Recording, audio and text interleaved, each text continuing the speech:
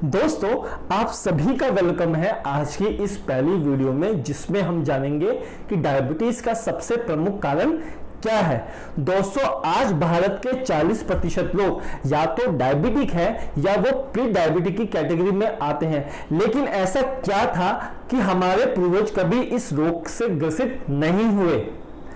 अगर हम 100 साल पीछे जाएं तो हम देखेंगे कि भारत में डायबिटीज का रोग कहीं कहीं किसी किसी को हुआ करता था, वो भी करोड़ों में किसी एक को, वो भी 60 से 65 वर्ष की आयु के पश्चात। लेकिन आज समय पूरी तरीके से बदल चुका है। आज एक युवा को भी, जिसकी उम्र कुछ 20 साल ही है, उसको भी यह रोग नहीं छोड़ता है और वो जिंदगी भर दवाइयों के सहारे जीने पर मजबूर हो जाता है। दोस्तों, डायबिटीज होने का सबसे प्रमुख कारण है वो हमारे खान पान में बदलाव की वजह से है। अगर हम अपने पूर्वजों को देखें तो हम पाएंगे कि उनमें से कोई भी ना तो गेहूं का सेवन करता था, ना ही चावल का सेवन करता था, ना ही मैदे का सेवन करता था, ना ही सफेद चीनी का सेवन करता था। उसकी जगह वो खाते क्या थे? उसकी जगह वो खाते ज्वार, बाजरा, रागी, चना, मक्का, कुटकी, सांवा, हरी कांगनी आदि। साथ ही साथ वो चीनी की जगह यूज करते थे गुड़ या खांड। लेकिन 1965 के बाद पूरा एनवायरनमेंट चेंज हो गया और हम भारतीयों ने अपनी खाने की प्लेट से गेहूं चावल को इंक्लूड कर लिया और अपने जो पुराने मिलेट्स थे उनको बाहर कर दिया। इसका परिणाम आज हमारे सामने है। अब बात करते हैं गेहूं और चावल की।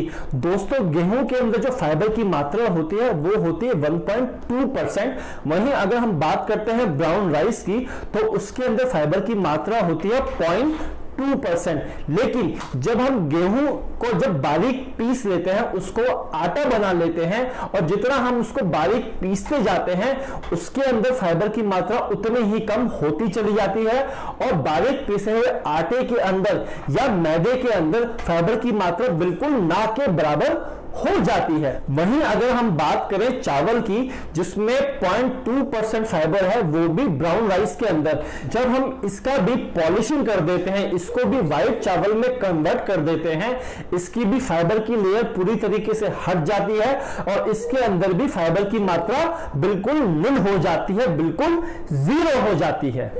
अब होता क्या है, जैसे ही हमने गेहूं की बनी रोटी का सेवन किया या सफेद चावल का सेवन किया, यह कार्बोहाइड्रेट हमारे शरीर में पहुंचकर तुरंत ही टूट जाता है और ग्लूकोज में कन्वर्ट हो जाता है और यह सारा का सारा ग्लूकोज 15 मिनट से 30 मिनट के भीतर ही हमारे खून में पहुंच जाता है और ग्लूकोज की एक पूरी बाढ़ सी आ जाती है। अब होता क्या है कि इस बढ़े हुए ग्लूकोज को शरीर पचाने में सक्षम होता है और वह इसको कन्वर्ट कर देता है फैट, कोलेस्ट्रॉल और ट्राइग्लिसराइड में। अब इससे होता क्या है? इससे होता है सबसे पहले मोटापा, उसके बाद आ जाता है हाई बीपी, फिर आ जाती है हार्ट प्रॉब्लम्स।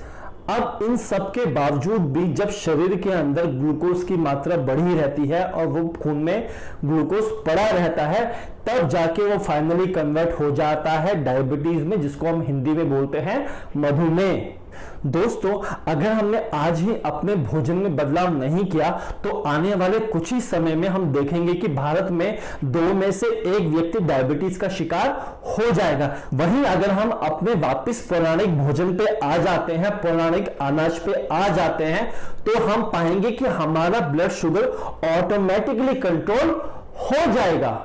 दोस्तों, मेरी अब जो नेक्स्ट वीडियो आएगी उसमें हम जानेंगे कि श्रीधान्य मिलेट्स को कब, क्यों और कैसे खाना है, जिससे कि हमारी शुगर तुरंत कंट्रोल में आना स्टार्ट हो जाए।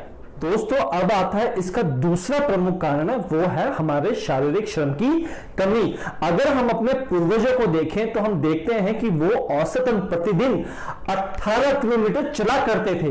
वहीं अगर हम अपनी बात करें तो हमारा चलना फिरना कितना हो गया है?